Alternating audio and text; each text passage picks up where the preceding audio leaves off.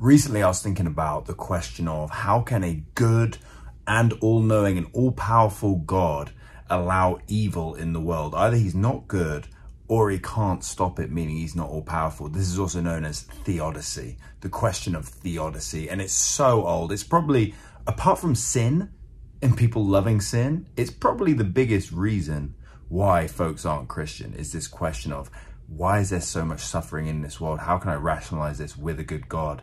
How dare he let this be?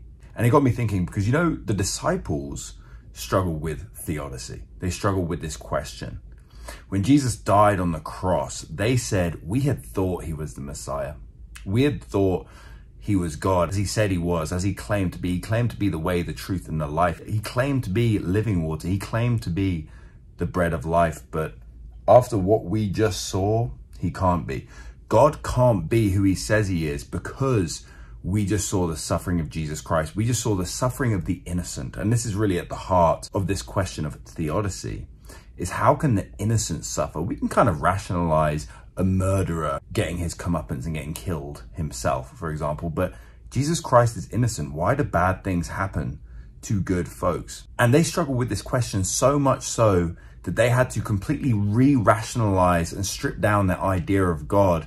How can God be who we thought he was? How can Jesus be who we thought he was, given what just happened, given the undeserved destruction and wickedness that we just saw? We must have been mistaken. But something had to change, because these disciples would go from being defeated by this question of Theodicy, this question of suffering in the world, to living a life for God, proclaiming the gospel and being Christians. And often this question is not just, how do you explain it? Because we're human beings, so fully explaining it isn't really necessary. But how can I worship a God who allows this evil? How can I look him in the face and say, I love you, God, I trust you? How can I trust God? How can I rely on God?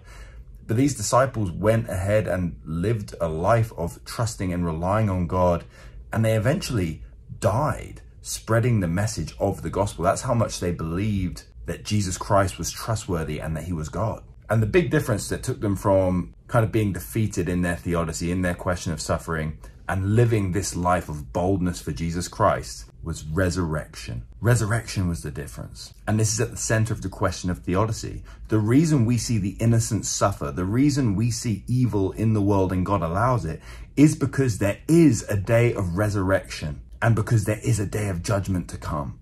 There will be a day where all who have died will be brought up and the light will shine on everything. There will be justice. God collects all of our tears. Nothing will go by the wayside. There'll be no injustice left so. All the scales will be balanced. And this is because God is not just a God who brings resurrection, but he is the resurrection. That's why we can trust in him. We don't have to trust in an action or even a day. We trust in him because he is the resurrection and the life. Now, if you want to be an atheist who says, well, you know what, I just don't believe that. I don't believe there is a resurrection. I don't believe in the resurrection of Jesus Christ. Then yeah, I don't have an answer for theodicy for you, because the only answer to theodicy, the only answer to the question of suffering, is the specific person of Jesus Christ, is the God of the Bible. It's not a deistic God who doesn't care about us, who's far off.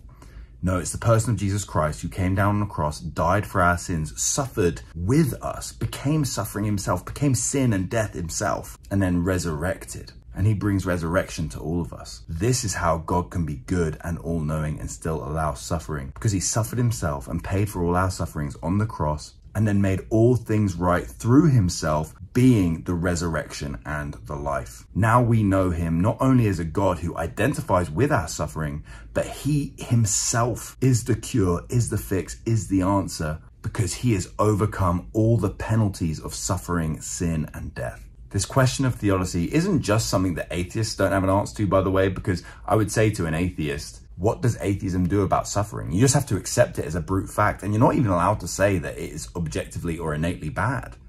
Because what if I like suffering?